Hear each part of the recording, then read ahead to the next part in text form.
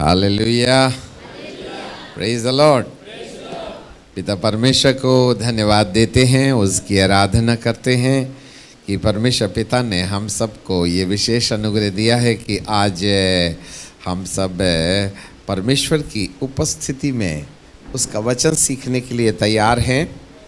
प्रभु हर वक्त हमारे लिए नया होता है और वो कभी पुराना नहीं होता, ठीक है। इसलिए जब तुम सत्य को जानोगे तो सत्य तुम्हें स्वतंत्र करेगा। मनुष्य को परमेश्वर ने बड़ी फुर्सत से बनाया है। पहले दिन उसने कहा प्रकाश हो जा, बोला तो हो गया। दूसरे दिन उसने कहा पानी एक जगह इकट्ठा हो जा, भूमि निकल आए तो हो गया। तब उसने नीचे वाले पानी को समुद्र और ऊपर वाले पानी को बोल दिया आकाश। फिर उसने हरियाली बना दिया, जीव जंतु बना दिया, तो ऐसा हो गया। फिर उसने चांद और सितारे बना दिए। उसने कहा इतनी बड़ी आकाश गंगा बन गई। फिर उसने हरियाली और चांद सितारा बनाने के बाद में कुत्ता, बिल्ली, गाय, गधा, घोड़ा सब बना दिया। बनाया वो, नाम रखा आदम। कोई कम बात है? परंतु छठवें दिन प्रभु ने बोला नहीं, कुछ काम किया। क्या किया उसने? उसने छठवें दिन अपनी आत्मा के ऐसे करके तिनके को निकाला, छोड़ा, नीचे गिरा तो वो मेरा अस्तित्व होगा। पर मैं अपने में से एक आत्मा की तिनके को निकाल करके अपने परिचय से अलग परिचय दे के बोलता हूँ, ये कविता है, ये बबीता है, ये सरिता है, ये रमेश है, ये श्यामू है। ऐसा करके जगत की उत्पत्ति के पहले से उसने अपनी आत्मा के एक एक तिनके को ऐसा ऐसा निकाल के पहले मानव से लेकर धरती में आखिरी देह में पैदा होने वाले मानव की आत्मा को अपने में से अलग करके पहले ही रख दिया। और वो कब शरीर पहनेगा और उसकी मरण डेट कब होगी वो भी टैग लगा के छोड़ दिया। उसने कुछ किया है, बोला नहीं। इसलिए छठवें दिन हम बड़ी फुर्सत से बनाए गए। इसका मतलब है 5 दिन जो कुछ भी उसने बनाया है, छठवें दिन में बनाई जाने वाली सृष्टि को भोग लगाने के लिए, अर्थात पहले दिन से लेकर के 5वें दिन तक जो भी रचनाएं रची गई हैं वह छठवें दिन के बनाए जाने वाले मानव को सुविधा प्रदान करने के लिए होती हैं। ये चांद सितारे होना चाहिए बोल करके परमेश्वर ने चांद सितारा नहीं बनाया, परंतु इसलिए कि पृथ्वी में मनुष्य को रहने लायक परिस्थिति पैदा करने के लिए प्रकाश, पानी, भाप, जीव जंतु, कीड़े मकोड़े, परिंदे, आकाश गंगा के चांद सितारे, सूरज पृथ्वी को घुमाया। सूरज जलते जलते बुझ नहीं गया, पृथ्वी घूमते घूमते। तुम्हारी ट्रेन लेट हो जावे, हमारी धरती यदि 2-3 मिनट लेट हो गई ना तो पूरा साइंस मुँह के बल गिर जाएगा। इतना सटीक उसने हमारे तुम्हारे लिए कि मनुष्य को इस पृथ्वी के अंदर में जिंदा रखे। और फिर उस मनुष्य को बोला फूलो फलो फूलो फलो और पृथ्वी भर में समा जाओ और उसको अपने अधिकार में ले लो।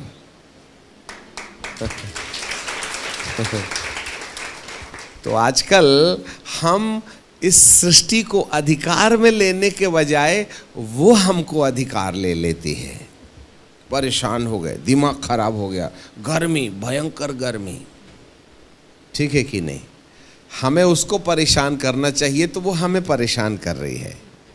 ये सृष्टि से हम परेशान होने नहीं हुए पैदा, हम सृष्टि को परेशान करने के लिए पैदा हुए हैं। एक्चुअली हमें सताना चाहिए शैतान को, तो वो हमको सताता है। नहीं समझे बात? छठवें दिन में प्रभु ने जो आशीष दी थी, फूलो फलो और पृथ्वी भर में समा जाओ, और नहीं पढ़ ही लो ना, नहीं तो आपको लगेगा ये फेकोलॉजी है। उत्पत्ति की किताब और उसका है कि नहीं, दूसरा अध्याय, एक मिनट ठहरिए, हाँ, तीसरा अध्याय, नहीं, दूसरे अध्याय में है। वहाँ लिखा है, पहले अध्याय में 28 पद में, और परमेश्वर ने उसको आशीष दी और उनसे कहा, फूलो फलो और पृथ्वी भर में समा जाओ और उसको अपने वश में कर लो। किसको? सृष्टि को। इसीलिए उसने इस सृष्टि के ऊपर मनुष्य को अधिकार दिया है। पैदा करने के टाइम पर ना उसकी कल्पना यही थी कि हम इस सृष्टि को, इस पृथ्वी में जो कुछ भी है, जो हमारी ज़रूरत है, हम चांद सितारे पर ना जाएं, कम से कम रोटी कपड़ा मकान में तो जा ही सकते हैं, ठीक है ना। कई बार तो हमारी बीवी हमारे कंट्रोल में नहीं है, तो तुम क्या आसमान के परिंदों को कंट्रोल करोगे, ठीक है कि नहीं। चलो छोड़ो, वो तो पराई है या हम अलग अलग हैं। कई बार हमारी जीभ हमारे कब्जे में नहीं रहती है।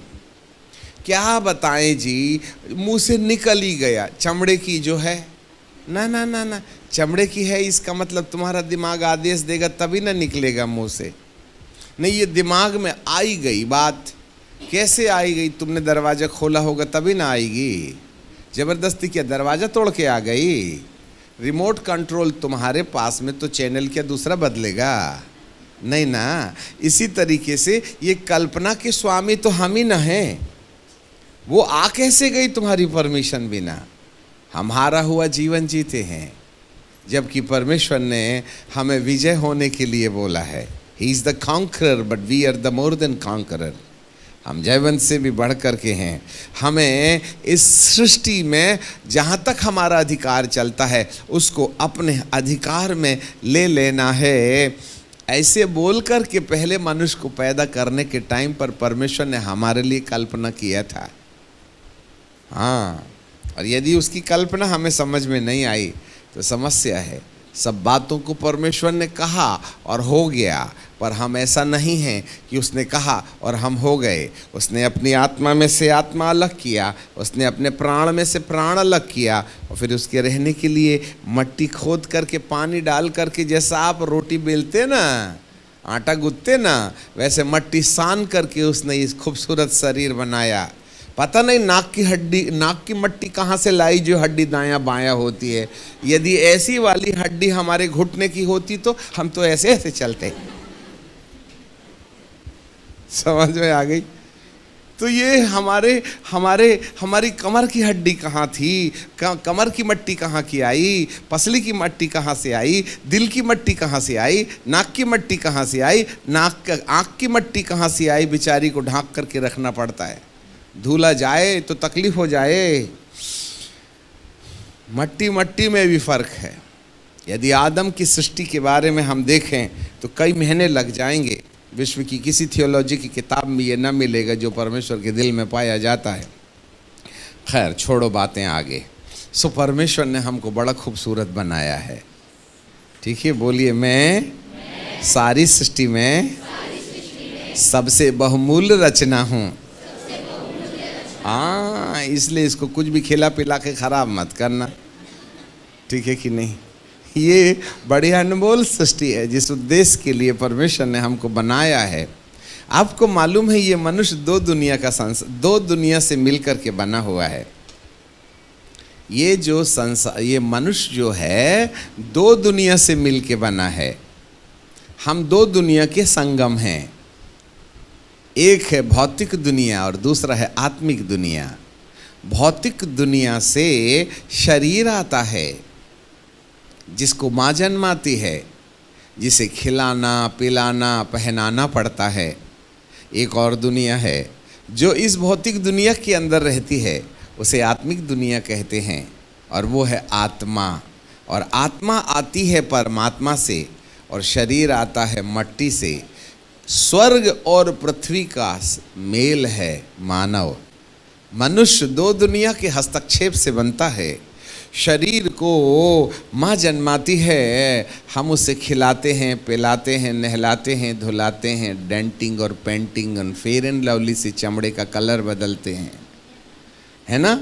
मोटे हो गए तो दौड़ दौड़ के दुबले होते हैं, दुबले हो गए तो खा खा के मोटाने की कोशिश करते हैं, फिर भी ना खुश हैं। दो लोग दौड़ रहे हैं रोड के किनारे, एक बहुत मोटा, तुझसे पूछे ए बाबू तू क्यों दौड़ रहा, बोले दुबला होना चाहता हूँ। अब उसी के बाजू में एक बिल्कुल टिड्डी मर्चेंट दौड़ रहा, अब तुझको क्या हो गया, बोले मैं मोटा होना चाहता हूँ। इसका मतलब मोटा वाला मोटापे में खुश नहीं, दुबला वाला दुबलापे में खुश नहीं, वो पतला होना चाहता है, हम मोटा होना चाहते हैं। पता नहीं दोनों की दोनों अनसेटिस्फाइड हैं। हम तो खुद ही से परेशान हैं, क्या दूसरों को करेंगे। समझ में आ गई बात। आपको मालूम है ये हारा वाला जीवन हमको ऐसे क्यों लगता है।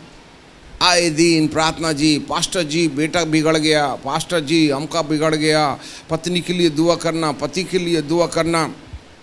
कलीसिया बेचारी शरीर के दुखों से इतनी परेशान है कि हम सुबह से लेकर के शाम तक रोटी, कपड़ा, मकान, बीबी, टीवी, कल आज इसके उसके लिए प्रार्थना करके करके करके परमेश्वर को इतना सताते हैं कि उसका भी सिर दुख जाता है। पर आज हम आपको कुछ ऐसा इलाज बताएंगे कि हम परमेश्वर को टेंशन फ्री कर दें अपने मामले में। उसको ज़्यादा टेंशन मत देवें, ठीक है कि नहीं। कब तक भूत भगाइएगा, इधर से भगाए तो वहाँ से आता, इधर से भगाए तो इधर से आता, चारों तरफ लव यू करते रहता है। हर 15 दिन में अमावस्या और पूर्णिमा को बेचारा विजिट करके हमको हफ्ते भर की ड्यूटी दे देता है दुआ करने की। समझ रहे हैं बात। हमें मालूम है आप लोग नए लोग हो, परंतु हम एक ऐसी चाबी देना चाहते हैं जिससे कि हमारा सिर दर्द कम करो तुम, और अपना दर्द खुद ही झेलना शुरू करो। जरा सा पेट दर्द, रात को 11 बजे अंकल पेट दर्द कर रहा है, ठीक है कि नहीं। कब तक हम परमेश्वर से कहते रहेंगे कि हे प्रभु हमें ये दे दे। आपको मालूम है जब तुम सत्य को जानोगे तो सत्य तुमको स्वतंत्र कर देगा। यदि चलिए परमेश्वर हमें सत्य के जानकारों को स्वतंत्रता की चाबी दे देता है।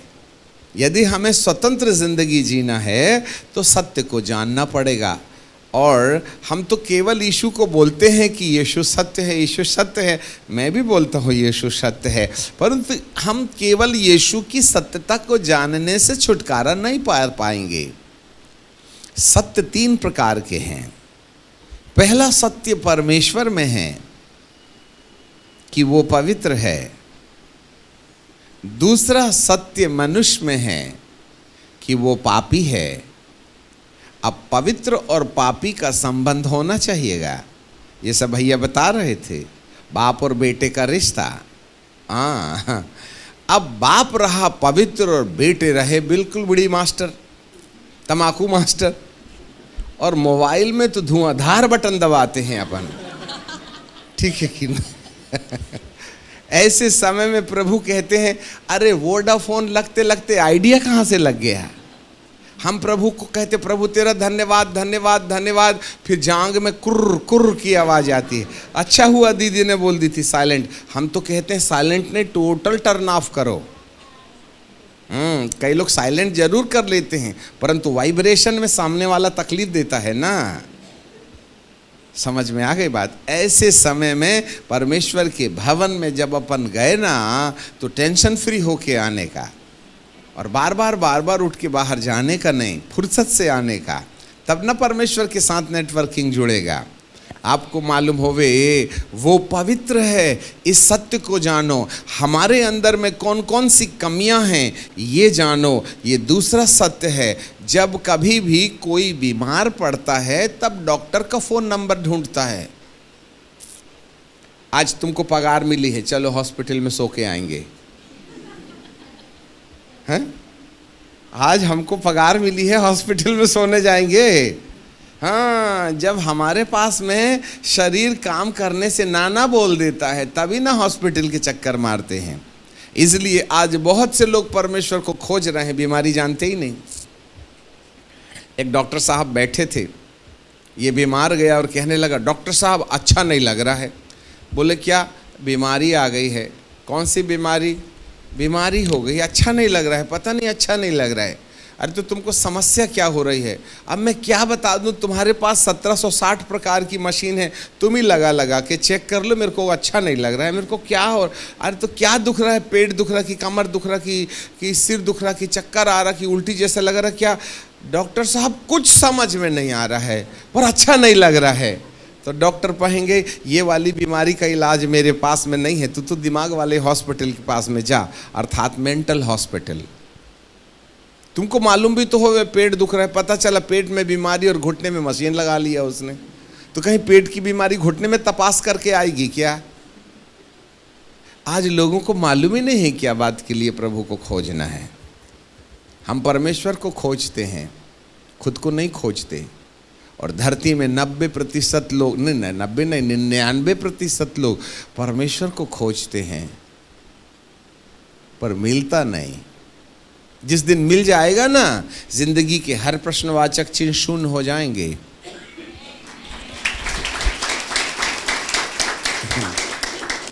प्रभु कहते हैं, जब तक यहोवा मिल सकता है तब तक उसकी खोज में रहो। और प्रभु यीशु मसीह कहते हैं, मैं खोए हुओं को ढूंढने आता। हम उसको खोजते, वो हमको खोजता। पता चलता अपन खोजते खोजते ऊपर गए और वो हमको खोजते खोजते धरती पर आया, और जंक्शन में मुलाकात नहीं हुई तो वो हमको धरती में खोजते रहे, हम आकाश में खोजते रहे। जब तक यहोवा मिल सकता है उसको खोजो। अब वो हमको खोज रहा है, हम उसको खोज रहे हैं, तो खो कौन गया है? वो हमको खोजे, हम उसको खोजें, वो हमको ढूंढे, हम उसको ढूंढे, तो खो कौन गया भाई साहब? वो कि हम? वो नहीं खोया है, वो तो हमको खोजने के लिए देह बन के आ गया। यही तो तीसरा सत्य है ना। तीसरा सत्य हमको खोजने आया है, और हमारी खोज उसको उस समय हो जाती है जब तुम खुद को पा लेते हो।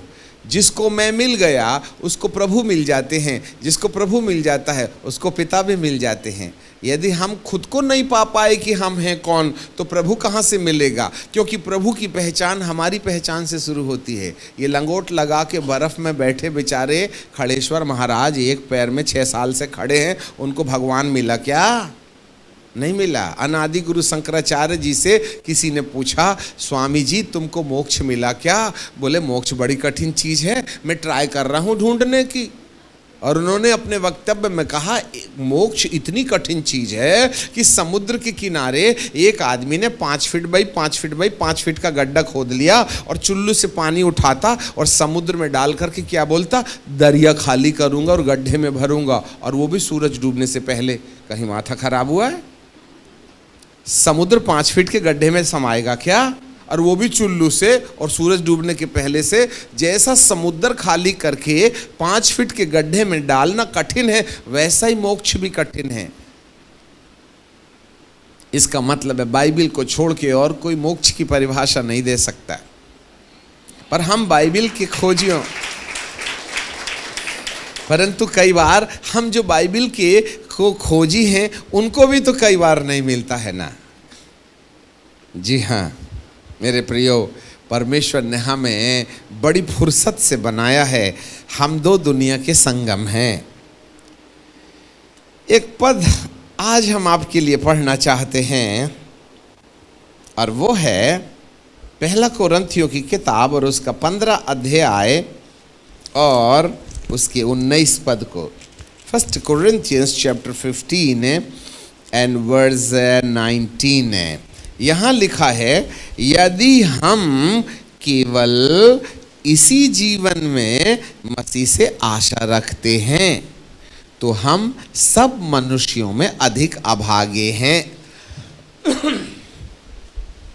हमारे पीछे बोलिए, यदि हम केवल इसी जीवन में मसीह से आशा रखते हैं तो हम सब मनुष्यों से अधिक अभागे हैं।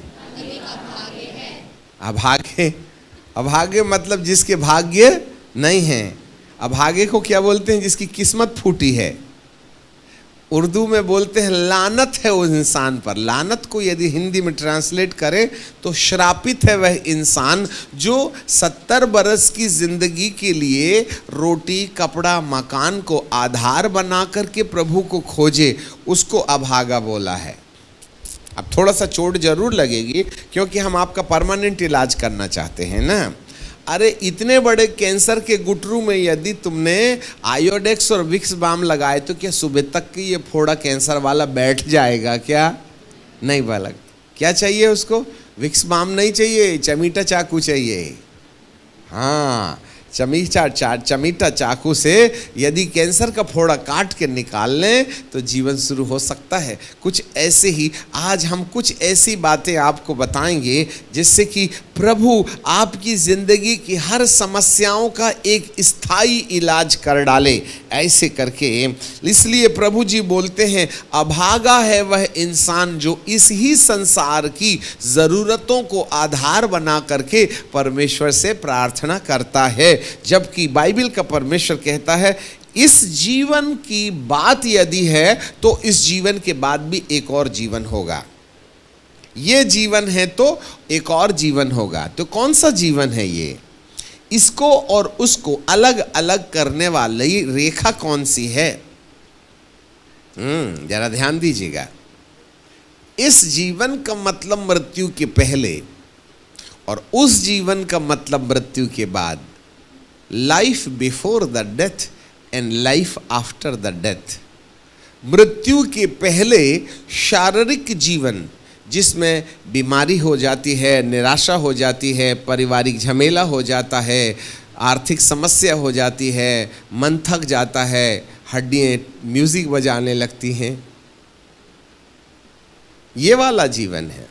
पर बाइबल का परमेश्वर कहता है ये वाले जीवन के बाद में एक और जीवन है, वो वाला। तो ये वाले और वो वाले के बीच में कौन अलग अलग करता है? मृत्यु।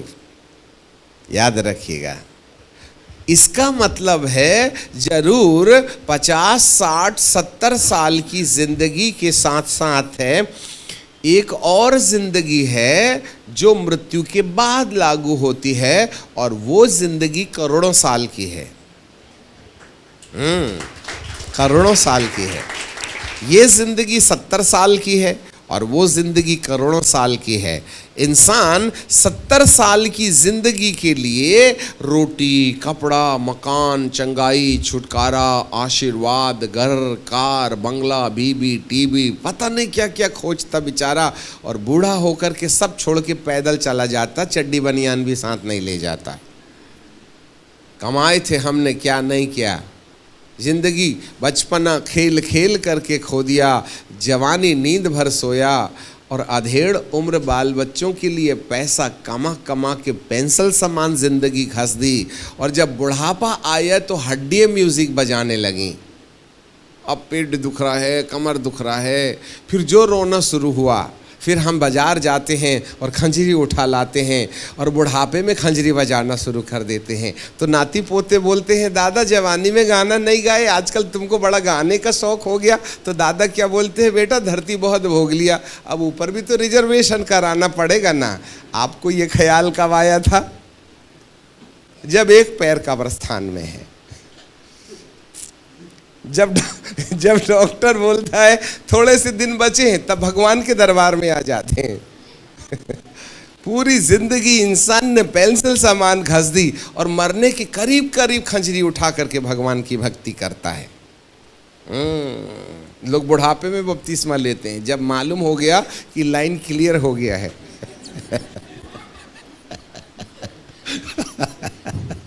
हालेलुया।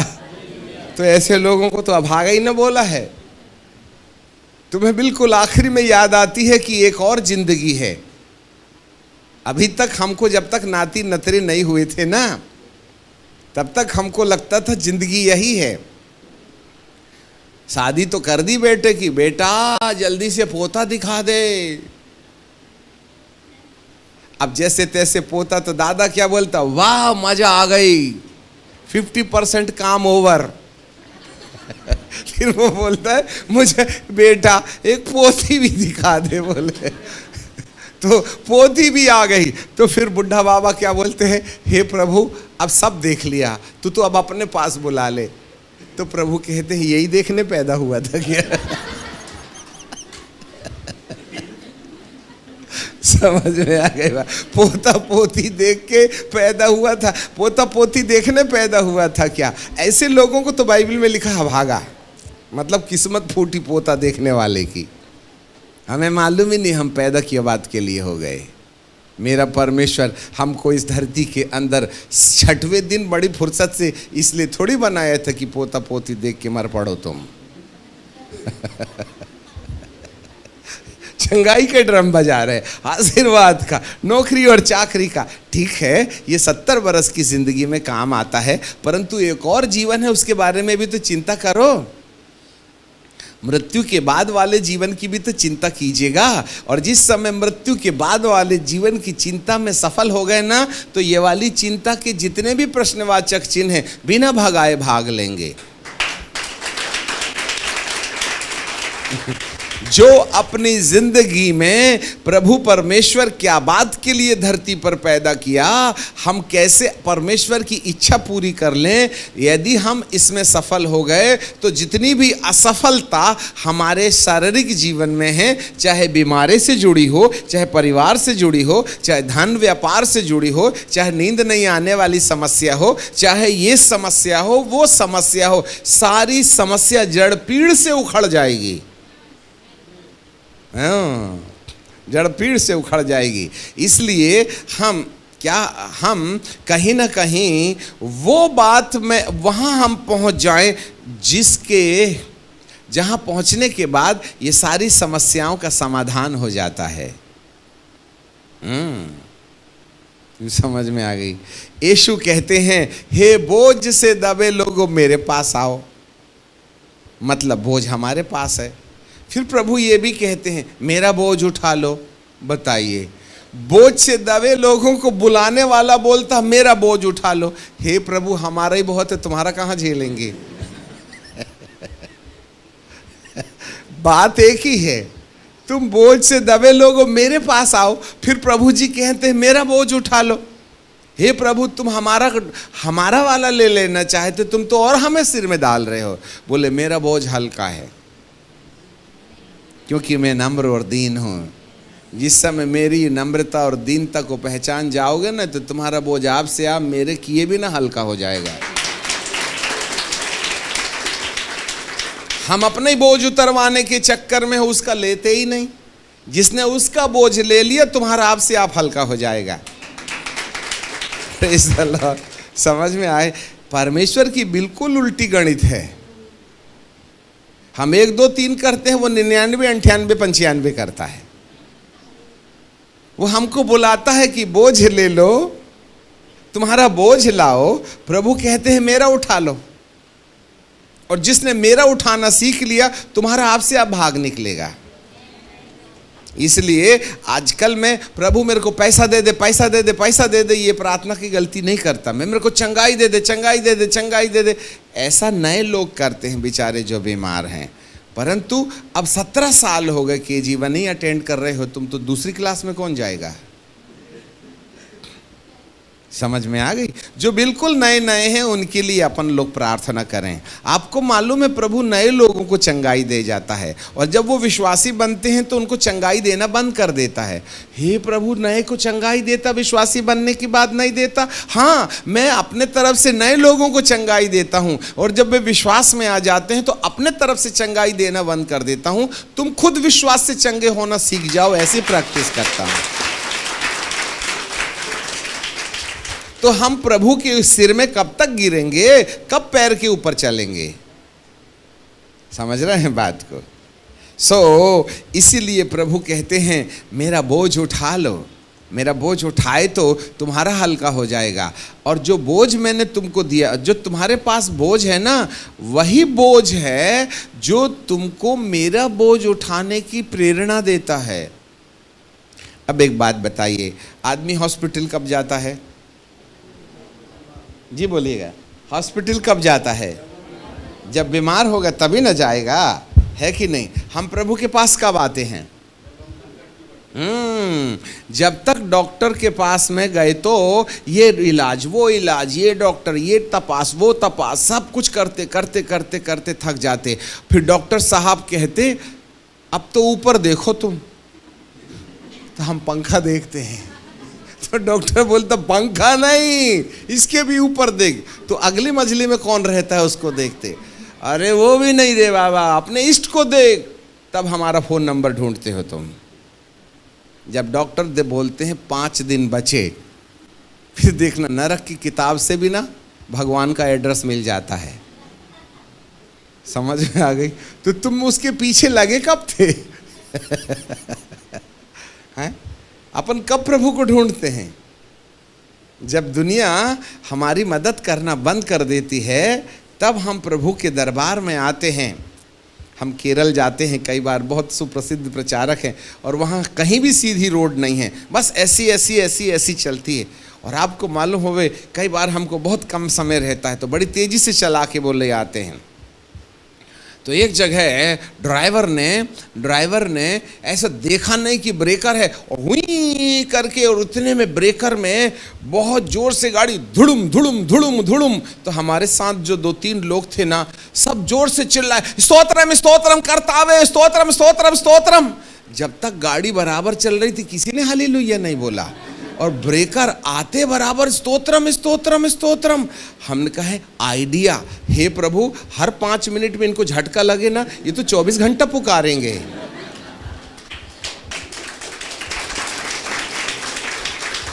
समझ में आ गई बात?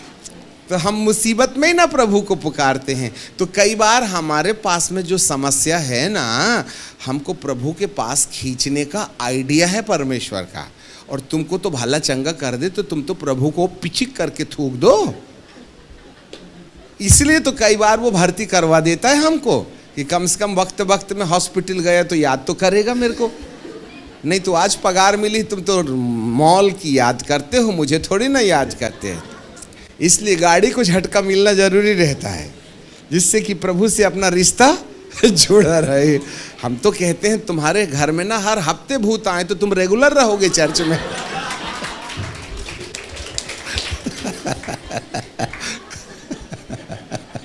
हालेलुया। एक बार की बात है, हम झांसी में गए साहब। एक झांसी में एक आंटी जी बोलने लगी, पास्टर जी चाय में आना, नाश्ते में आना, लंच में आना, अमके में आना, ढमकी में आना। बड़े परेशान थे वो हमको अपने घर बुलाने के लिए। और जनरली जब कभी हम कहीं बाहर जाते हैं तो घर जाना पसंद नहीं करते, क्योंकि ज़्यादातर हम प्रभु के चरणों में ठहरे तो ज़्यादा मसाला लेके ना आएंगे तुम्हारे लिए। आपका खाना खाएं तो उत्तर प्रदेश खाली हो जाता है, क्योंकि इधर भरा तो इधर गायब, इधर रहेगा खाली, है ना? इधर खाली रहेगा तो इधर पावर रहता है। इसलिए खाना पीना ज़्यादा हम पसंद नहीं करते। परंतु ये आंटी लगी हाथ धो के, पास्टर साहब मैं तुम्हारे पैर पड़ती हूँ, हाथ जोड़ती हूँ। हमने कहा ये नहीं मानने वाली हैं।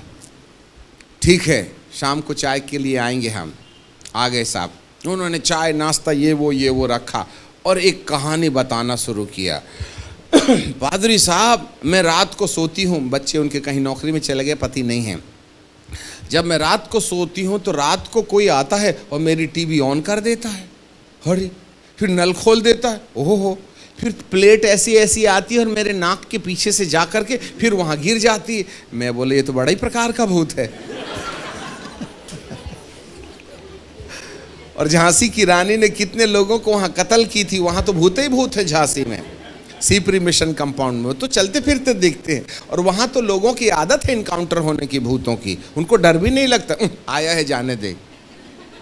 और वहाँ के भूत कई बार ना प्रार्थना करने जाओ तो ऐसा जुड़ के जूता उड़ के आता है और प्रार्थना करने वाले के गाल में ऐसा पड़ता है और नीचे गिर जाता है, उसकी प्रार्थना डिस्टर्ब हो जाती है। तुम में से कोई प्रार्थना योद्धा है तो झांसी जाके प्रार्थना करो तो समझ में आ जाएगा तुम्हारे पास पावर कितना है। ठीक है कि नहीं? अब ये मैडम हमको बुलाई वहाँ पर, उन्होंने बड़ी अच्छी कहानी बताई। पादरी साहब एक दिन की बात है, मैं अपने बेडरूम में रहती हूँ ना, वहाँ मैंने कारपेट डाल रखा है और बाइबल सिराने में रखी रहती हूँ। और मैं वहीं बैठ के प्रार्थना करती हूँ। और मैं दोपहर में सब्जी लेने गई और जब वापस लौट करके देखी, ताला लगा के गई और खोल करके देखा, एक काला काला आदमी घुटने टेक करके ना मेरी कारपेट में मेरी बाइबिल सिराने से उठा लिया और घुटने टेक के ऐसा बाइबिल पढ़ रहा है। मैं बोला हाय रे, मेरी बाइबिल शैतान ने छू लिया और घुटने टेक के बाइबिल पढ़ रहा है। तो मैंने बोला मैडम तुम बाइबिल कैसे पढ़ती हो ये बताइए। बोले घुटने में दर्द इसलिए पैर फैला के करती हूँ। उससे तमीज सीखो भूतों से, घुटने टेक के बाइबिल पढ़ रहे हैं। समझ में आ गई। हमने कहा कितना अच्छा टीचर तुम्हारे घर में आता है, जबरदस्ती निकलवाना चाहती हो तुम। फिर मैंने बोला हे प्रभु ये भूत, तो प्रभु दया करो दया करो दया करो। बाहर भी नहीं जा सकती थी, क्या करूं। इतने में मैं प्रार्थना कर ही रही थी, एक स्वर्गदूत आके खड़ा हो गया, ऐसी तलवार निकाला और वो काले कपड़े पहने वाला आदमी मेरी बाइबिल कारपेट में छोड़ के ऐसा भागा और मैं दरवाजे में खड़ी थी, यूं धक्का देकर के सीधे निकल गया। मैं बोला मैडम कितना अच्छा है, अब आप बताइए उसके चक्कर में दूध तो आए थे, हम तो इतने दिन से उपवास करते हमको दूध दिखता ही नहीं, तेरे को तो भूत के चक्कर में दूध दिख गया, तो भगाती क्यों है। Oh my God. कई बार प्रभु अपनी महिमा दिखाने के लिए ना भूतों को आने भी देता है, तो उनसे टेंशन क्यों लेती हो। मेरे प्रियो, कई बार हमारी जिंदगी की विपरीत परिस्थितियां हमें प्रभु के पास खींच के लाती हैं, पर हमें समझना चाहिए ना, आखिरकार ये बीमारियां, ये तकलीफ़ें, ये निराशाएं हमको कहाँ ले जा रही हैं। ये सब बातें हमें कहीं ना कहीं प्रभु के करीब लाती हैं, जहाँ हम उसको पहचानें और वहाँ पहुँच जाएं जहाँ प्रभु हमको पहुँचाना चाहते हैं।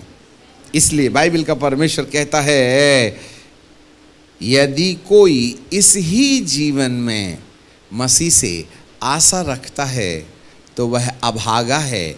इसका मतलब प्रभु कहते हैं तुम्हें इस जीवन के साथ साथ है उस जीवन की भी चिंता करना चाहिए जो मृत्यु के बाद हमारे जीवन में लागू होती है।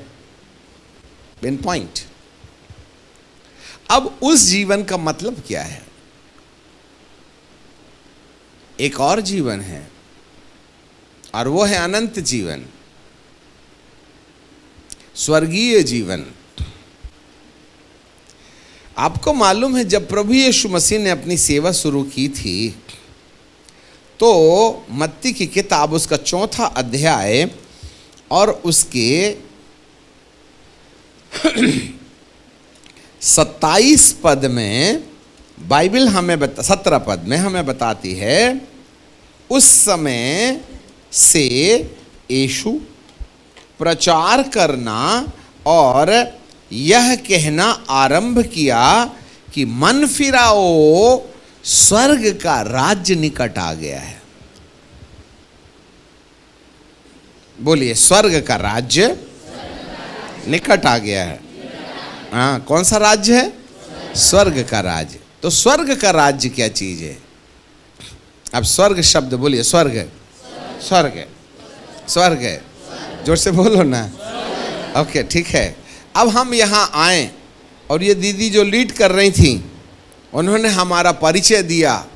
आज हमारे बीच में मध्य प्रदेश से परमेश्वर के महान दास आए हैं, यहाँ तक तो ठीक है, और उनका नाम है स्वर्गीय आमोस सिंह जी। तो मैं बोलूँगा ये डिग्री तुमने लाए कहाँ से? नहीं सुने आप? फिर से सुना। जाग रहे हैं आप? नहीं जाग रहे हैं आप? हमें परिचय दे रहे हैं स्वर्गीय आमोस सिंह जी जब आएंगे तो आप ताली बजाइएगा। नहीं समझे? तो स्वर्गीय शब्द किसके ऊपर लगाते हैं? तुमने तो जिंदे पर ठोक दिया। तो दोबारा मैं आऊंगा क्या? मैं कहूंगा प्लीज स्वर्गीय मरने के बाद लगाना, अभी मैं जिंदा हूं। ठीक है कि नहीं? तो स्वर्ग शब्द जो है कब लागू होता है? थोड़ा लगाओ ना दिमाग। स्वर्ग शब्द कब लागू होता है?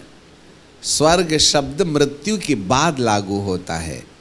हाँ, और प्रभु ने जो संदेश सुनाया था उसने स्वर्ग का राज्य आ गया है, इसका मतलब है मृत्यु के बाद वाली कहानी से उसने अपना संदेश शुरू किया था।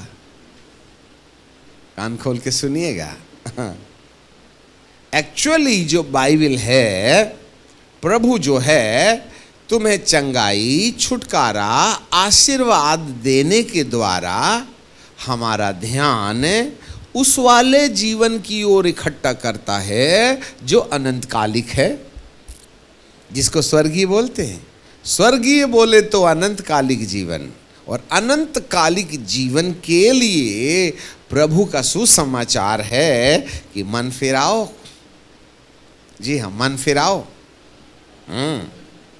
और इसका मतलब ये नहीं है कि आदमी मरा तो स्वर्ग पहुंच गया। हम तो ऐसा ही करते हैं, जो भी मरा उसके नाम के आगे लगाया स्वर्ग, है ना, फोटो निकाले पुरानी वाली और मार दिए तिलक माथे में और लगा दिए हार और लिख दिए स्वर्गीय फलाना फलाना, तारीख पैदा होने की और मरने की दोनों, जिससे कि एक ही बार में तुमको समझ आ जावे। समझ ये पैदा कब हुए थे, मरे कब, यदि फोटो के ऊपर हार और तिलक है इसका मतलब गए। उन्हें क्या कहते हैं, स्वर्गीय। इसका मतलब प्रभु जो बोला स्वर्ग का राज्य निकट आ गया है, तो कौन सी वाली कथा की कहानी शुरू होने वाली है यहाँ पर, मृत्यु के बाद वाली। हाँ, इसी के बारे हम नहीं सोचते और इसलिए भूत जाना नहीं चाहते हैं, क्योंकि जिसके लिए मुसीबतें आई हैं उसका कारण जानने के लिए यदि हम नहीं पहचाने तो ये भूत लोग ऐसे ही विजिट करते रहेंगे। एक कोरोना के बाद दूसरा और दूसरे के बाद तीसरा। ये अभी पति ठीक हो गया तो बेटा परेशान करेगा, बेटा ठीक हो गई तो बिटिया परेशान करेगी, और जब दूसरों से परेशान होते होते हमारी ज़िंदगी ख़त्म हो जाएगी तो हम खुद के कमर दर्द से परेशान हो जाएंगे। ये परेशानी जाने वाली नहीं है, इसलिए क्योंकि वे सब हमको अपनी परमेश्वर की ओर खींच रहे हैं, जिससे कि तुम सही इलाज पा सको। और सही इलाज है इस जीवन की चिंताओं के लिए हमें उस जीवन की चिंता को यदि हमने करना शुरू कर दिया तो उस जीवन की चिंता के चक्कर में ये वाली जीवन की चिंता आपसे आप भाग निकलेगी। Praise the Lord. समझ में आगे बात। एक स्कूल था, क्योंकि बहुत से नए लोग हैं, एक स्कूल था और स्कूल के सामने खोमचे वाले चॉकलेट बेचते हैं, कुछ बेचते हैं ना, रिसेस में जाते हैं बच्चे लोग, 10 रुपये 2 रुपये 1 रुपये की चीज़ खरीदते हैं। तो जैसे ही पीरियड खत्म होता है बच्चे दौड़ते दौड़ते दौड़ते दौड़ते दौड़ते दौड़ते चले गए। और सब कौन आगे जाएगा लाल चॉकलेट लेने, पर वो ठेले के पास पहुंच गए बोल के कोई नहीं देख रहा है, एक दूसरे से आगे नहीं बढ़ने देने के लिए, और इतनी स्पीड में गए कि वो ठेले के ऊपर गिर पड़े, उसकी पूरी चॉकलेट की बरनी नीचे गिरा दी। और जब चॉकलेट पूरी रोड में बिखर गई तो चॉकलेट बेचने वाले को देख के सारे बच्चे डर गए। तो उसने बड़ी आंख निकाल के कहा, तुम लोगों ने ये सारी चॉकलेट्स गिराई है, सब लोग ये चॉकलेट उठा उठा के अपनी अपनी अलग अलग रंग की चॉकलेट अलग अलग बरनी में भर के दो, नहीं तो देखो। हाँ, बच्चे डर गए, लगे बेचारे बटोरने के लिए, ठीक है कि नहीं, बटोरते गए और सारी चॉकलेट उन्हीं बच्चों ने बटोर के बरनी में जमा कर दिया, ठीक है ना। तब वो चॉकलेट बेचने वाला क्या बोलता है, सुनो तुमने मेरी मदद की है। स्माइलिंग फेस से देखा तो बच्चे लोगों को थोड़ी शांति मिली, अब अंकल डांटेंगे नहीं, ठीक है। उन्होंने बोला सब लोग अपना अपना हाथ एक एक बरनी में डालो और जिसके हाथ में जितनी चॉकलेट आ जाए तुम्हारी, क्योंकि तुमने मेरी मदद की है। एक सबसे बड़ा लड़का ने ऐसे डाला तो 5 चॉकलेट आई, उंगली लंबी थी ना। फिर दूसरे ने डाला तो उसकी बोटरी उंगली थी, उसकी 3 ही चॉकलेट आई। तीसरे की 2 आई। तब सबसे छोटी उंगली वाला बोला अब तो मेरी एक ही निकलेगी, और उसकी 5 निकली, जबकि बटोरे हमने सबने एक साथ थे। तो वो आइडिया लगाने लगा, तो वो खोमचा वाला कहता है एक काम करो, ए रामू तुम भी हाथ डालो, तुम भी हाथ डालो, जितना डाल सकते हो उतना डालो, जितना पकड़ सकते हो पकड़ लो। तो उन्होंने बोला, बच्चे ने बोला, अंकल अंकल आप अपना हाथ डाल के निकालो ना और मेरे को दे दो। समझ रहे हैं बात को? हम निकाले तो 3 आएंगी, 2 आएंगी, 1 आएंगी, 5 आएंगी, और अंकल डालेंगे तो कब तक अपना हाथ डालोगे बरनी में? उसको डलवाओ ना। और जब वो डालता है ना तो 2-4 नहीं पकड़ता, पूरी बरनी निकाल लेता है अंदर से। कई बार हम अपनी उंगली अपनी आवश्यकता के आधार पर अपने छुटकारे का उपाय करने के लिए हम प्रभु के पास आते, परंतु जब वो उपाय हमारे लिए किया ना तो उसकी उंगलियां इतनी बड़ी हैं कि वह एक नहीं 20-25 एक साथ निकाल के दे देगा। काश हम उस पर उसके हाथ से अपनी जिंदगी में काम कराने की बात करें। मेरे प्रियो, बाइबल का परमेश्वर कहता है इस जीवन की समस्या को सुलझाते सुलझाते हम थक जाएंगे, परंतु यदि हमने उस जीवन की समस्या का समाधान करने के लिए अपना ध्यान केंद्रित किया तो बाइबल का परमेश्वर कहता है इस जीवन की समस्या हमारे लिए बहुत आसान हो जाएगी।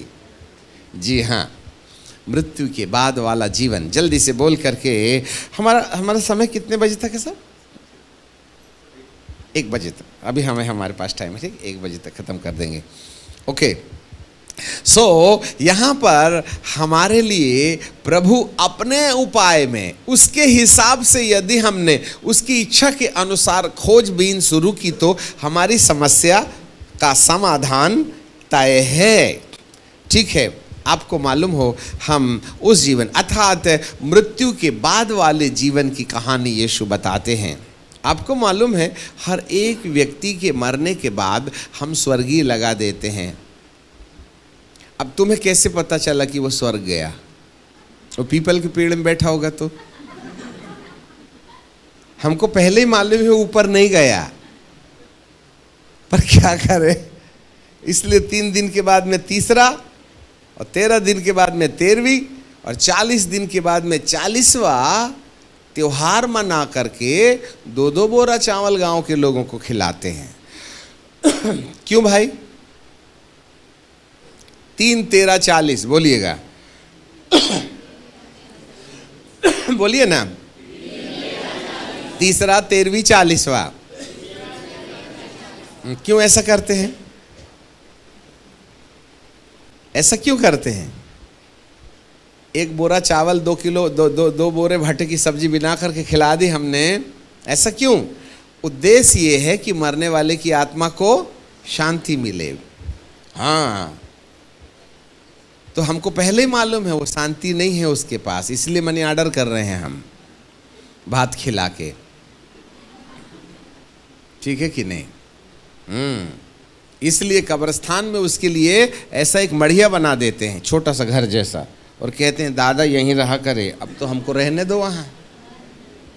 और तीसरा और 13वीं और 40वां में प्रार्थना, दुआ, नमाज, पूजा पाठ सब धर्म के लोग करते हैं, क्रिश्चियन लोग भी करते हैं। तीसरे की मीटिंग करते हैं, शोक सभा बोलते हैं उसको, कंडोलेंस मीटिंग। ये काय का कंडोलेंस कर रहे हो तुम? नहीं, बोले शांति, क्योंकि रात को आते होंगे उड़ी का कट्टा लेने के लिए, इसलिए उनका इंतजाम पूजा पाठ, प्रार्थना, दुआ, नमाज से कर देते। जा रे बाबा तू अब बीड़ी उड़ी मैंने लेने मत आना, कुबड़ी दे दे बेटा। रात को सपने में आते हैं, बेटा मेरी जैकेट वहाँ बड़ी ठंड है, कंबल लंबल भी तो पहुँचा दो कब्रिस्तान। ऐसा करके उनका इंतजाम करते हैं। हमको मालूम है उनको शांति नहीं है, वी नो इट, लिख जरूर दिया शांति, परंतु है नहीं, अच्छे से समझ लेना। इसलिए हमको शांति मृत्यु के बाद स्वर्गीय होने का अधिकार किस शर्त पर मिलेगा, ये हमको जीते जी अपना बंदोबस्त अपने से करके जाना का। दूसरों के मत्थे छोड़ दिया, ए बेटा तीसरे दिन में 3 बोरा भात खिला देना तो मेरा पीपल के पेड़ से ट्रांसफर स्वर्ग में हो जाएगा, और ऊपर वाले ने ये 1 बोरे की रिश्वत ग्रांट नहीं किया तो हम तो हमेशा पीपल के ही ना पेड़ में रहेंगे। इसलिए बेटा बिटिया के माथे में ट्रांसफर ऑर्डर मत देना, अपने हाथ में लेके जाना। इसलिए बाइबल कहती है स्वर्ग का राज्य आ गया है, अर्थात मरने के पहले तुमको पूरा कंफर्म करके ले जाना है टिकट। वेटिंग रही और ई रही तो, ई टिकट वेटिंग रही तो, और समय में यदि कंफर्म नहीं हुई तो विदाउट टिकट रहो अब करोड़ों साल तक पीपल के पेड़ में, नीम के पेड़ में, इमली के पेड़ में। हम तो आएंगे हर हफ्ते विजिट करने, जूता दे दो, कंबल दे दो, इसलिए हम उनका इंतजाम करते हैं। याद रखिएगा, आपकी आस्था से इंसान को मरने के बाद स्वर्गीय जीवन नहीं मिलता।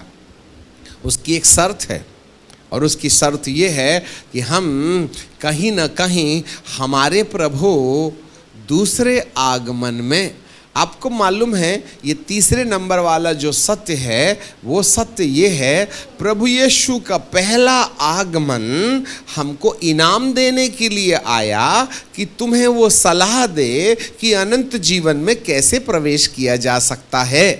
नंबर 2, जब दूसरा आगमन होगा तो वह हमको प्रतिफल देने आएगा उन लोगों को जो मृत्यु के बाद वाले जीवन की चिंता करके, उसकी शर्त मान करके उसके हिसाब से जीवन चलाना शुरू किए, तो उनको दूसरे साल में उस जीवन के बारे में, मृत्यु के बाद वाले जीवन के बाद में तुम्हें अनंत जीवन मिलेगा। इसलिए पहला आगमन यीशु का इनाम देने के लिए आया, दूसरा आगमन हमें प्रतिफल देने के लिए होगा। और ये प्रतिफल क्या है मालूम आपको? यीशु का दूसरा आगमन क्यों होगा? यीशु का दूसरा आगमन इसलिए होगा जिससे कि वह हमारे मरे हुए शरीर को जिंदा कर दे और जिंदे शरीर को अमर शरीर में बदल डाले, जिससे कि हमारी आत्मा जो सुखलोक में चली गई है वह हमारा तन पहने महिमा की देह, अर्थात हम मुर्दों में से जिंदा हो जाएं, और जो मृत्यु के समय आत्मा और प्राण निकल गया है वह फिर से महिमा की देह में प्रवेश हो जाए। जैसे यीशु मुर्दों में से जिंदा हो गए और महिमा की देह पहन करके आकाश गंगा के ऊपर चले गए, उसी तरीके से अपने इतिहास के समान वह हमारी जिंदगी में भी एक नया इतिहास लिखना चाहता है कि वो दोबारा आएगा तो मुर्दों को जिंदा करेगा और जिंदे लोगों को महिमा की देह में बदल देगा कि हम उसके समान, उसके साथ कहां उठाए जाएं? स्वर्ग में उठाए जाएं। ये है स्वर्ग का राज्य। अब जरा ध्यान दीजिएगा, आपको ये वाला शरीर एक ना एक दिन मट्टी को प्यारा होना तय है, और इसी बीच यीशु आ गया तो हमारे लिए एक और आशा है कि इस मरने वाले और बूढ़े होने वाले शरीर को प्रभु कभी नहीं बुढ़ाने वाले, कभी बीमार नहीं होने वाले, कभी न थकने वाले शरीर में बदल देगा। ऐसी वाली प्रतिज्ञा प्रभु ने दिया है, और ये घटना उस समय घटेगी जब यीशु का दोबारा आगमन होगा। वह केवल तुम्हारी चंगाई और छुटकारे तक सीमित नहीं है, वरन वह तुम्हें अनंत जीवन ले जाने के लिए इस चोले को महिमा के चोले में बदल देगा। इसीलिए पहले आगमन के समय महिमा का चोला पहनने की शर्त क्या है? वही इनाम देने आया है। हमारी बहुत सटीक भाषा को सुन लीजिएगा आप,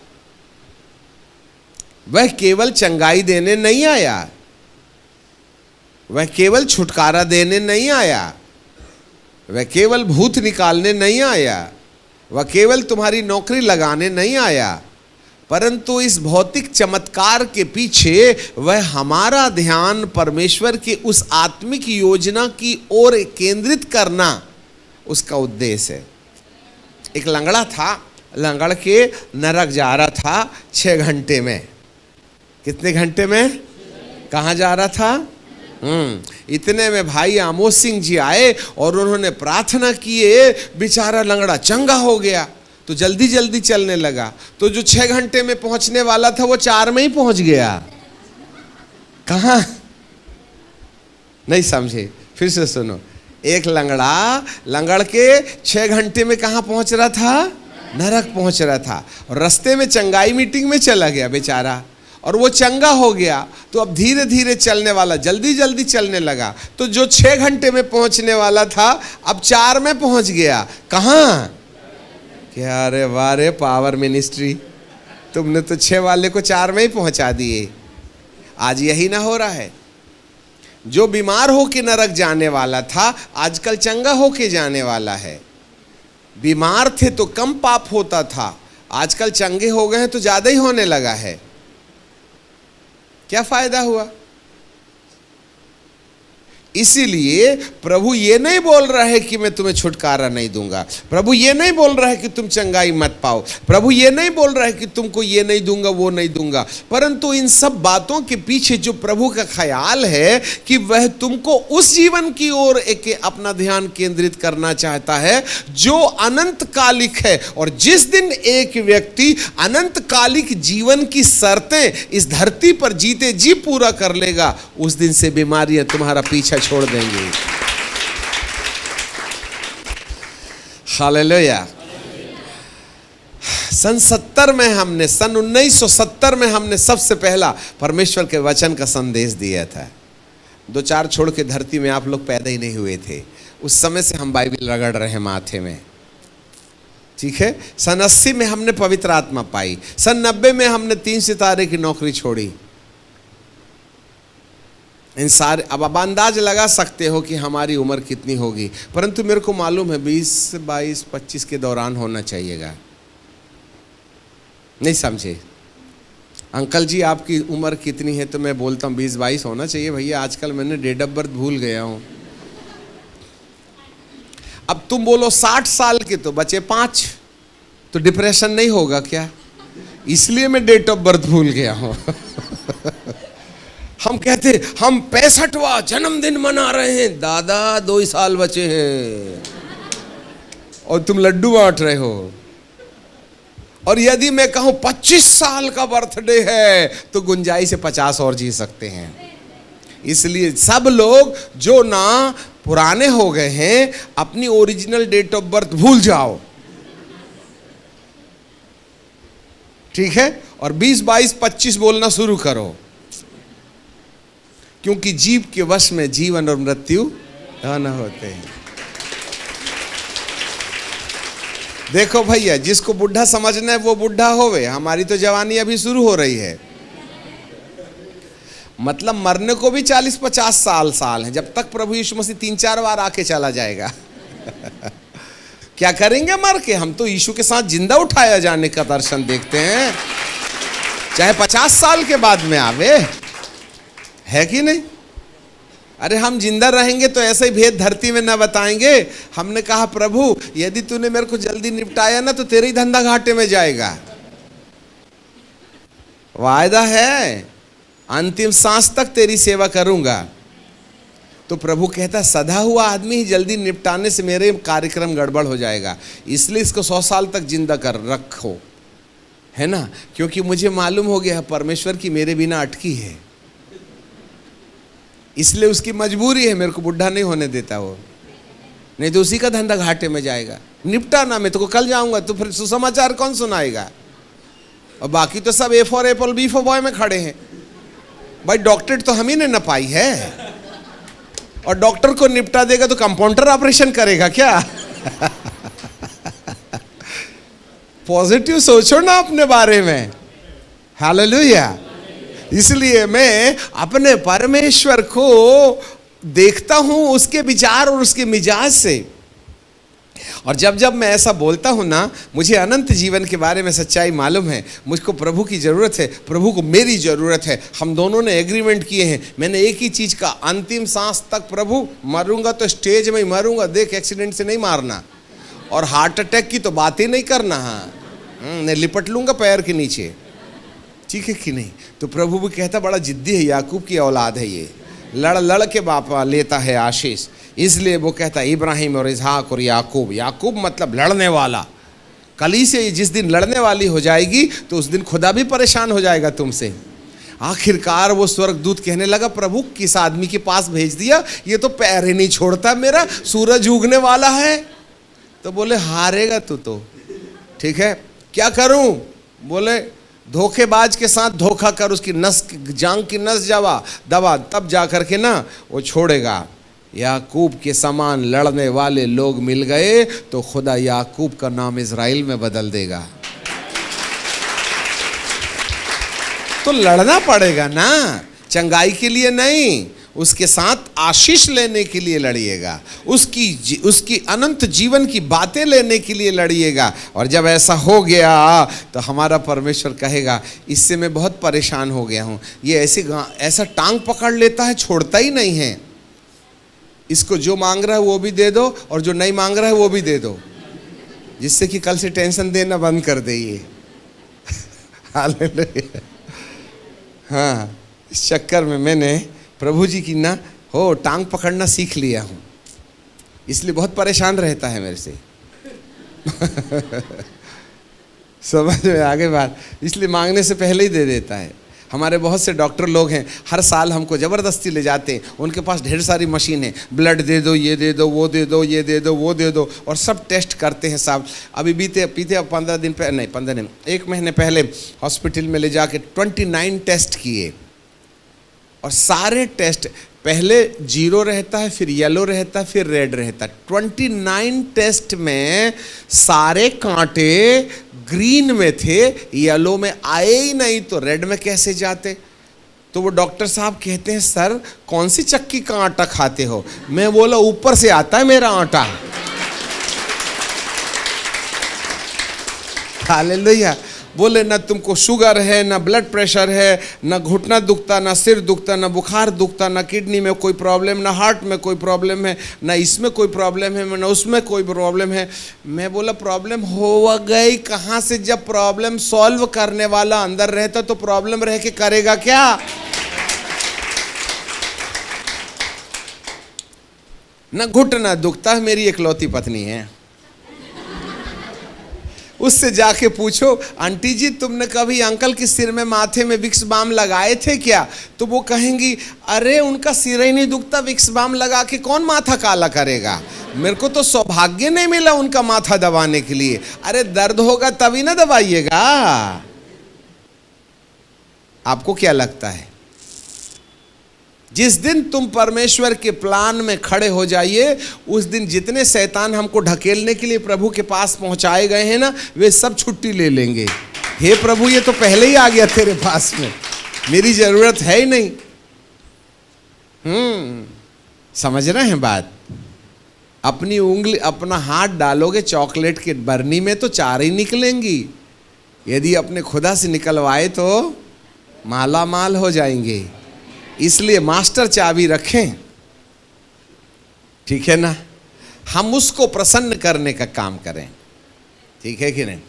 ओके, अब कैसे करेंगे? चलो हम एक कहानी बताते हैं, ठीक है कि नहीं? ओके,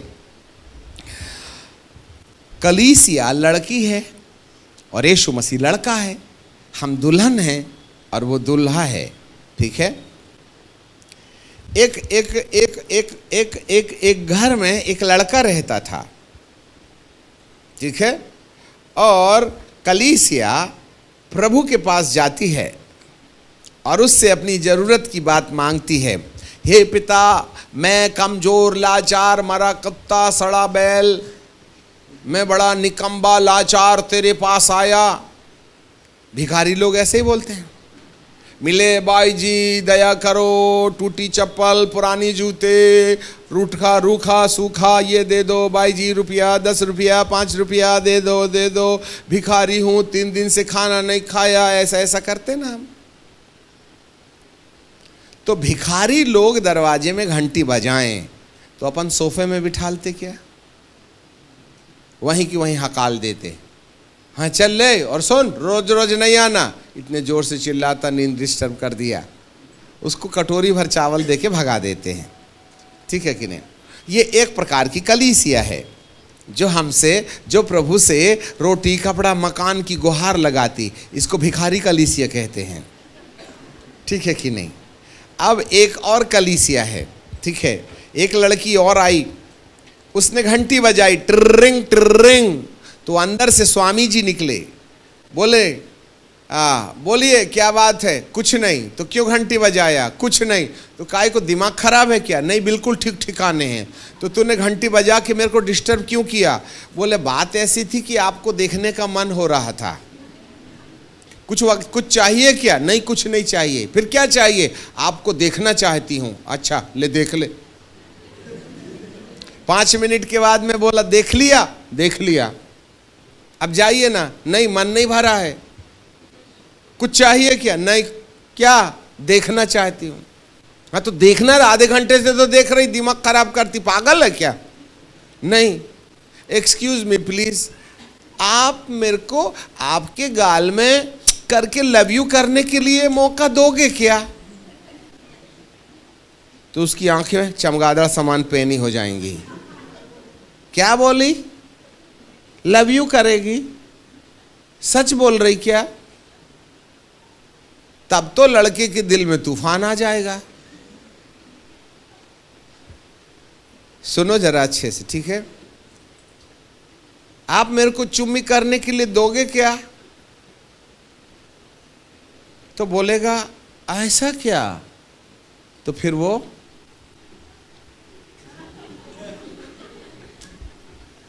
हाँ अंदर आ, अंदर आ, अंदर बुलाएगा। बैठो बैठो बैठो।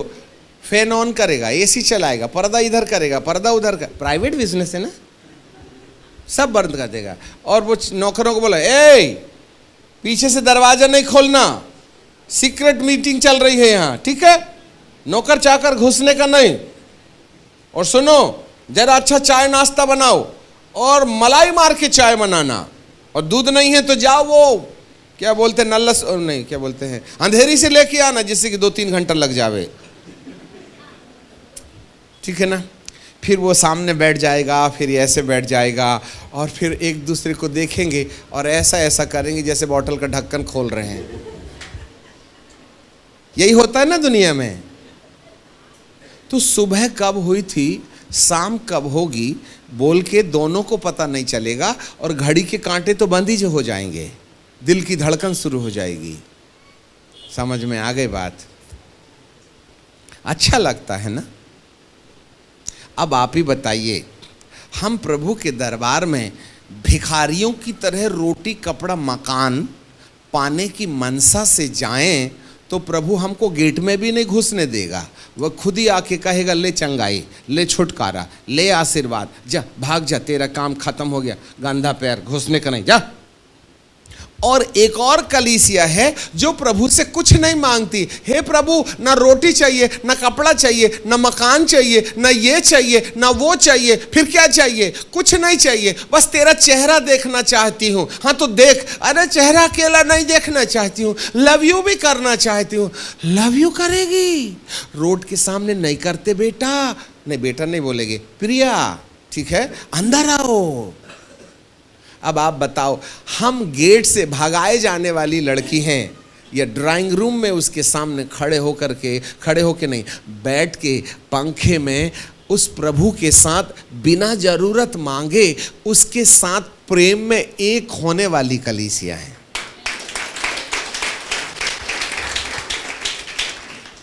समझ रहे हैं बात?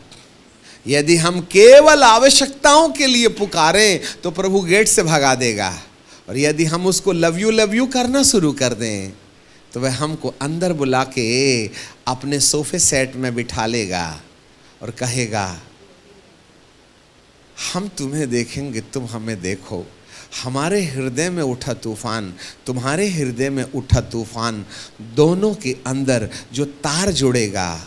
आप में से कौन है जो प्रभु से कोई चीज़ नहीं लेने के मन से बिना कारण प्रभु को ताकने और झांकने और उसकी खूबसूरती देखने के लिए 4 घंटे 6 घंटे दरवाजा बंद करके अकेले में बैठा रहता है?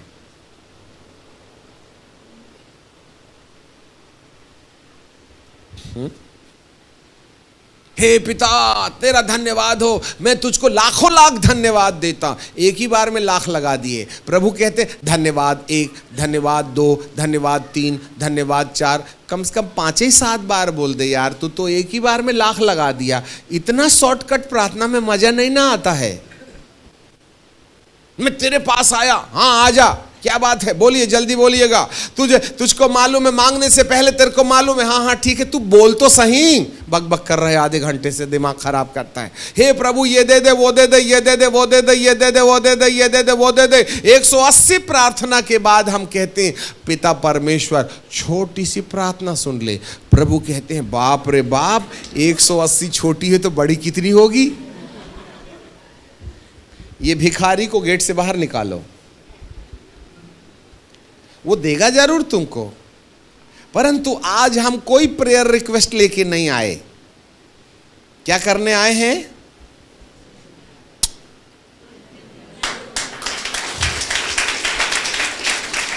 जब हम प्रभु को चुम्बन देने आएंगे तो प्रभु कहे हाँ जल्दी आ, जल्दी आ, प्राइवेट कमरे में जल्दी आ, जल्दी आ, ए पर्दा बंद करो, पर्दा बंद करो। ओ हाँ हाँ, फिर हमारा प्रभु हमको कहेगा इसको कुछ नहीं चाहिए, मेरी मोहब्बत चाहिए, मैं इसको अपने कमरे में बुलाऊंगा, अपने कमरे में बुलाऊंगा उसको, और किसी स्वर्गदूत को हस्तक्षेप नहीं करने दूंगा। उसे ही तो दुल्हन कहते हैं ना। तो हम कैसी वाली दुल्हन हैं? भिखारी वाली दुल्हन है या उसको लव यू करने वाली दुल्हन है? तो वही करना है हमको। हालेलुया। जिस दिन आप उसको लव यू करने लगिएगा उस दिन प्रभु कहेगा पानी पिएगी क्या? वो खुद ही पूछेगा। चाय लाऊं, कॉफी लाऊं, अमका लाऊं, ढमका लाऊं। अब तूफान उठा है तो वो तो सब देने तैयार है ना। एसी लगाएगा वो, एक्सक्यूज मी प्लीज, वो खुद ही बटन दाबेगा, नौकरों को नहीं घुसने देगा यार। ए जिब्राइल मिकाइल घुसने का ना है, दुल्हन ने मेरी प्रेमिका है, इधर तुम्हारा कोई काम नहीं, चल बाहर, चल बाहर, चल बाहर, चलो। फटे में लात मारने चले आए। एक भी स्वर्गदूत को घुसने नहीं देगा। जब दूल्हा और दुल्हन के बीच में जिगी जिगी जिगी जिगी शुरू हो जाता है तो कोई हस्तक्षेप नहीं होता, याद रखिएगा। हमें वहीं पहुंचना है। तहाँ फिर हमारे प्रभु हमको आलिंगन करते हैं। आत्मिक रीति से हमारी जिंदगी में जो जो आत्मिक चीज़ें हैं वो दे दे करके हमारे प्यार के चक्कर में वो इतना कुछ नहीं भी मांगे तो दे देने लगते हैं। पानी पीजिएगा, नाश्ता लाइएगा, चूड़ा लाइएगा, मिठाई लाइएगा, ये लाइएगा, वो, अरे बाबा अरे अरे अरे मेरे लवर पेट भर गया है, अरे खा, जिंदगी में क्या याद रखेगी किसके साथ पाला पड़ा है आज। वो 8-8 10-10 रसगुल्ले ला रहा है। खुदा अपना भंडार खोल देगा तुम्हारे लिए, प्रेम देगा, आनंद देगा, मेल देगा, धीरज देगा, कृपा देगा, भलाई देगा, विश्वास देगा, नम्रता देगा, संयम देगा। ये सब कुछ पाके जितने अंदर के भूत हैं वो क्या बोलेंगे, बाबा रे बाबा, पहले तो मूनलाइट चलता था, आजकल हेलोजन जल गया है, चलो पतली गली से ढूंढो, भागो। ब्लड प्रेशर कहेगा भाग, और उसकी पत्नी शुगर कहेगी मैं इधर से भागती हूँ, और ब्लड प्रेशर बोलता इधर से भागूंगा, और बीवी का टेंशन उधर से भागेगा, मियाँ का टेंशन इधर से भागेगा। घर के अंदर चारों तरफ वल्ब ही वल्ब रहेंगे। परिवार मानो स्वर्ग बन गया। प्रभु तुम्हारे घर में रहेंगे। जिस दिन प्रभु तुम्हारे घर में रहने लगे ना तो ये बीमारी का बिल नहीं बनता है। हालेलुया। बीमारी का बिल नहीं बनता है, हॉस्पिटल का बिल ही नहीं बनता, नींद की गोली खाने की जरूरत नहीं है। शांति रहेगी तो आपसे आप आंख बंद करते बराबर ऐसी डीप स्लीप होगी। आज आप में से कितने लोगों को रात को चौक चौक के नींद आती है? हाथ पैर पटकते हैं, धुड़ुम धुड़ुम धुड़ुम, पूरा म्यूजिक बजता है पलंग से, क्योंकि बड़े दांत वाला दिखता है करके। मैं बपतिस्मा लिए हुए लोगों को बोलता हूं, उनको चैन से नींद नहीं आती। There is no any deep sleep in the people of God. उनको नींद नहीं है आज। कुत्ते की नींद जरा सा चूहा खटक करके कहा तो जग जाते हैं। कितने लोगों को आज ठीक से नींद नहीं आती? हाथ मत उठाना, बात की बात है। क्यों नींद नहीं आ रही है? उठते बराबर दिमाग खराब, कहाँ गई रे काला, दिमाग खराब कर दी, 7 बज गए, चाय नहीं लाई, आज तेरी चमड़ी छीलती हूँ। सुबह ये हाल है तो शाम कैसी आएगी तुम्हें बताइए आप, हैं? नौकरानी का चमड़ा छील रहे हैं, 150 रुपये देते हैं। कभी तक आधे घंटे से कपड़ा धो रही है, बिल्कुल फुल्लन देवी के समान चीखते चिल्लाती है अपनी नौकरानी के ऊपर में। What do you think, do you have the peace in your heart? कहाँ है जिंदगी? अरे बाप रे कमर दुख रहा, नींद, अब आधे घंटे से बिस्तर में बैठे हैं, उठने का मन ही नहीं हो रहा है। क्यों? क्यों तंदुरुस्त नहीं हो जबकि 12 घंटे सोए हो आपने गोली खा के? जिस दिन प्रभु तुम्हारे घर में रहेंगे, 4 बजे मुर्गे की बांग देने से पहले बिस्तर में घुटना होगा और कहेंगे पिता परमेश्वर तेरा धन्यवाद हो। 4 घंटे की नींद में तुमको ऐसी नींद आएगी जैसे तुम 6 दिन से सो रहे हो। बिल्कुल 101% 4 घंटे की नींद में टोटल फ्रेश होकर के निकलोगे तुम। हाँ, न पेट दुखेगा, फिर खड्डा, प्लास्टिक, एल्यूमिनियम, लोहा सब खा लो, बिना डकार के हाजमोला बिना पचाएंगे हम। तुमको 2 फुलके नहीं पचते, हाजमोला टिकाते हो। क्यों मालूम है आपको? जिस दिन मेरा प्रभु तुम्हें देखेगा कि तुम मेरे डिवाइन प्लान के अंतर्गत आ गए हो, जितनी भी आवश्यकताएं हैं उसको प्रभु कहेगा तुम्हारा काम खत्म हो गया, ये मेरे पास आ गया है, तुम जाओ, छुट्टी, वॉलंटरी रिटायरमेंट। मेरे प्रियो, यही कारण है मैं अपनी ज़िंदगी में कल 11 बजे तक हम मीटिंग ले रहे थे, 10:30 11 बज गए खाना खा के। होटल में आए 12 बज गए, कार से हम 40 50 60 किलोमीटर आए, 2 बज गए, 3:30 बजे उठे, 1:30 बजे 1:30 हम थोड़ा सा 1 आवर हमने स्लीप लिया और उसके 2 घंटे 3:30 को हम उठ गए। 3:30 को उठे, मुँह हाथ धोए, सब फ्रेश हो गए और फ्रेश होने के बाद में, जबकि हमने शाम के 7 बजे नहाए थे, है ना, और उसके बाद में फिर एयरपोर्ट गए। एयरपोर्ट में जा कर के हम सीधे ट्रेन और सुबह 7 बजे यहाँ उतरे, फिर वहाँ से 1.5 घंटे में यहाँ आए। यहाँ आते बराबर हमने नहाना पसंद किया और नहाने के बाद में एक चर्च ऑलरेडी हमारा हो गया, ये दूसरा चर्च है। 2 घंटे की नींद में कल शाम के 6 बजे से हम खड़े हैं, कल शाम के 6 बजे से खड़े हैं। 2 घंटे की नींद हमने ली है और जो bug bug bug bug bug bug bug bug हम कर रहे हैं अभी ख़त्म नहीं हुआ।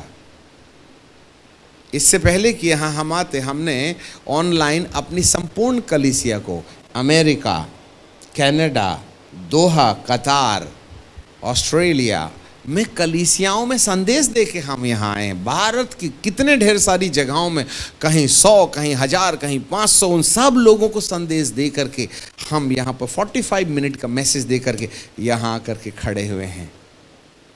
जो यहोवा की वाट जोहते हैं वे नया बल प्राप्त करेंगे।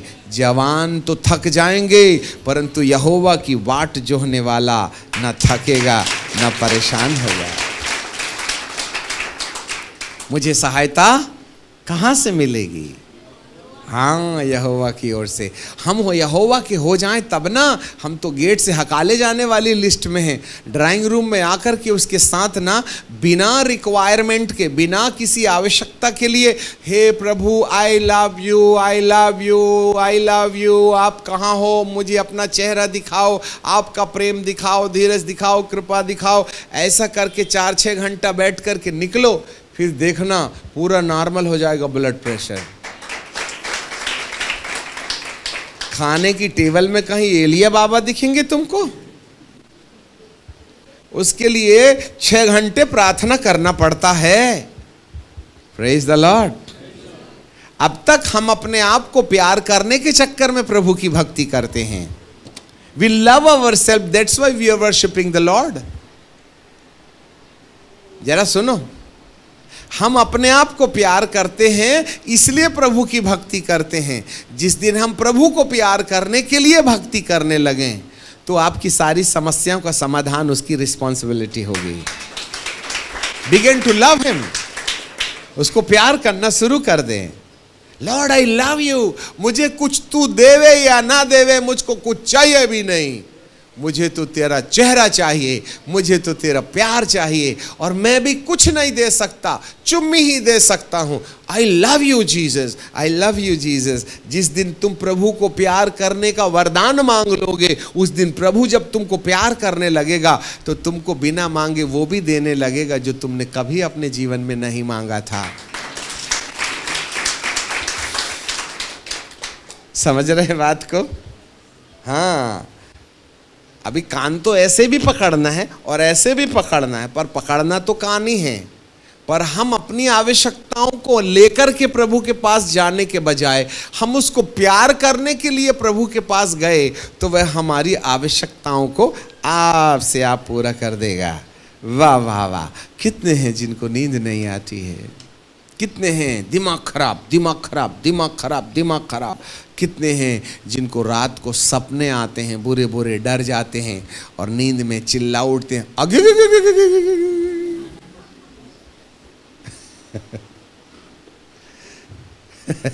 कितने लोगों को जरा दिखाओ तो, कितने लोगों को बुरे बुरे सपने आते हैं? हाथ उठाएं। 1 2 3, इधर दीदी लोग। अच्छा, भाई लोगों को आते, तुमको आते नहीं। इतना तो सफेद झूठ मत बोला करे, जबकि डरते तो तुम ज्यादा हो अंधेरे में। चलिएगा, कोई बात नहीं। अभी धीरे धीरे हमको अगले क्लास में भी जाना है, ठीक है कि नहीं? चंगाई चकेला नहीं, उसको प्यार करना है। गेट अकेले में मत रहो, उसको है ना बैठक रूम में जा कर के 15 मिनट उसका चेहरा मत देखो, 2-2 घंटा देखना, 3-3 घंटा देखना। समय मांगो, सब काम धाम निपटा के 11 बजे से 2 बजे तक खूब दुआ करो, फिर सो जाना, सुबह तंदुरुस्त दिखोगे, है ना? ऐसा वाला समय हमको निकालना पड़ेगा, तब जाके प्रभु कहेंगे तेरे साथ रहने में बड़ा मज़ा आता है, दिल ना बड़ा अच्छा लगता है, क्योंकि तू मांगता नहीं मेरे से, मेरे से लेता नहीं, तू देता ही देता है। क्या देता है? प्रेजिंग देता है, लव यू देता है, अच्छा लगता है। बहुत से लोग मेरे से लेते ही लेते हैं, धन्यवाद देते ही नहीं, और देते भी हैं तो लाख लाख एक ही बार में लाख लगा देते हैं। राइट? सो पिता परमेश्वर हमारे साथ बना रहे। हमारा टाइम खत्म हुआ, हम तो 6 बजे तक खड़े खड़े प्रचार करते रहे। दरिया से 2 गिलास पानी निकाले तो क्या लेवल कम हो जाता है? हमने तो संदेश शुरू नहीं किया, अंत का समय आ गया। हमारा प्रॉब्लम नहीं ना है, ये घड़ी का है, ठीक है? हालेलुया। इस समय हम आपके लिए प्रार्थना करेंगे, सब के लिए एक साथ एक कहानी बता के ख़त्म करते। अभी हमको छत्तीसगढ़ में मीटिंग थी, तो छत्तीसगढ़ में हमारे ही मसीह भाई लोग आईजी साहब के पास चले गए। मीटिंग तो होने देना, पर ये वक्ता को चढ़ने मत देना बोले। पुलिस फोर्स लग गई, पूरी बस भर के पुलिस, ये आदमी आए तो इसको यहाँ से भगाओ। छत्तीसगढ़ में हजारों की संख्या में लोग इकट्ठे हो गए, 3000 लोग इकट्ठे हो गए। आना 10-20 हज़ार लोगों को था, परंतु पुलिस ने सब डिस्टर्ब कर दी और उन्होंने कहा ये बालाघाट से आया हुआ दाढ़ी वाला आदमी को स्टेज में नहीं चढ़ने देना। पता नहीं कौन सी एलर्जी, एक आदमी से पूरी सरकार दहल गई। अपना भी वजन कितना है तुम ही बताइए आप। पूरे दमकल लगे हुए हैं। ये पादरी के लिए दमकल का क्या काम है कि नहीं? हमने कहा कोई बात नहीं, तुम्हारे सामने हम जा रहे हैं। हमने मोबाइल उठाया और उनको बोला सुनो, अपना मोबाइल चालू करो, एक कंप्यूटर में लोड करो, उसको प्रोजेक्टर से जोड़ो और सामने पर्दा लगा दो। हम नहीं है ना, तुम हमको पर्दे में देखना। और हम प्रार्थना कर रहे हैं। हमारे साथ जितने स्वर्गदूत हैं, 2 आग वाले, फिर 2 पंखे वाले, 4, फिर 3 पंखे वाले, बिना पंखे के 3 इधर 3 इधर, 10, 6 पंखे वाले, पीछे 2, 12 स्वर्गदूत और पीछे में एलिया और मूसा, ऐसे करके 14 लोगों की टीम और उधर से बड़ी भारी सेना। इतने दूत चलते हैं हमारे साथ। जब से बिल्डिंग में आए हैं अग्नि वाले स्वर्गदूत चारों तरफ चक्कर मार रहे। तुमको क्या पता? हम स्टेज में गए और कहा हे प्रभु, मेरे साथ जितनी सेना तूने दिया है मैं स्टेज में छोड़ जा रहा, अकेला जा रहा। जब पर्दे में बात करूंगा तो ये सारे स्वर्गदूत एक्टिवेट होना चाहिए। प्रभु कहते हैं सर बिल्कुल ऐसा ही होगा। है ना।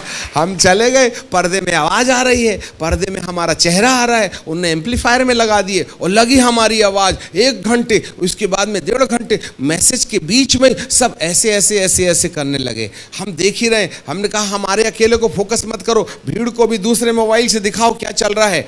और रात को सर करीबन 20-25 स्त्री पुरुष वो पर्दे के अंदर आवाज सुनकर के जितने भूत थे सब ड्रामा करने लगे, ऐसा ऐसा करने लगे। कोई कूद रहा है, कोई उछल रहा है, कोई भाग रहा है, कोई लुढ़क रहा है। हमने कहा प्रभु हम तो यहाँ हैं पर आपके दूत वहाँ हैं। इतना चीख पुकार हो रहा है, मैं क्या बताऊं, जैसे सिर से जुआं भागती है ना, ऐसी भीड़ से औरतें निकल रही थी पागली, जिनके अंदर भूत थे। दूसरे दिन भी यही हुआ। दूसरे दिन में तेल के लिए प्रार्थना किए, सब लगाओ, कोई देखता है, कोई सुनता है, कोई चलता है। हम घर में बैठे हैं और भूत यहाँ नाच रहे हैं। हम कहे गजब हो गया प्रभु। ये बोले, प्रभु जी ने कहा तू तो चला गया पर टेंशन तो मेरा ना है, तू पर्दे में बोल, बाकी मैं निपटाऊंगा। और तीसरे दिन अभिषेक की प्रार्थना, और जब अभिषेक की प्रार्थना गिरने लगी तो कोई पवित्र आत्मा पा रहा है, कोई गिर रहा है, कोई कुछ हो रहा, कोई कुछ हो रहा। तीनों दिन घर में हमने स्टूडियो में प्रार्थना करे, 250 किलोमीटर दूर लोग चंगे हुए। हम कहे गुड आइडिया, पेट्रोल भी बचा, पेट्रोल भी बचा, समय भी बचा। मेरा परमेश्वर इतना महान है, वो हाथ रखने को नहीं बोलता। तुमने बहुत रख लिए, अब मेरे को रखने दो। बोले तुमने बहुत मिनिस्ट्री कर ली, अब मेरे को करने दो। जब प्रभु मिनिस्ट्री करते हैं तो अपन तमाशा देखते हैं, है ना। और जब हम मिनिस्ट्री करते हैं तो प्रभु तमाशा देखता है। अब तुम देखो या खुदा को देखने दो। बोले तुमने बहुत कर लिए, अब मुझे करने दो। और जब प्रभु सेवा करते हैं ना तो छक्के छोड़ा देते हैं सामने वाले का। हालेलुया। वही आज भी होने वाला है। हालेलुया। जितने भूत रात को सपने देते हैं, दादा दादी नाना नानी आजा आजी के साथ पूरी टीम को भागना पड़ेगा, ठीक है कि नहीं। जितनी बीमारी है सबको जाना पड़ेगा। नहीं गए तो हे प्रभु तेरी इज्जत, अपनी क्या है, अपनी तो है ही नहीं। जिसकी रहती है उसकी जाती है, जिसकी है ही नहीं उसकी जाएगी कहाँ। तू जानो, तेरा काम जाने, दुनिया तेरी है। नहीं चंगा किए तो तेरा ही नाम खराब होगा। अपन तो पहले बपतिस्मा में मर गए हैं। हालेलुया।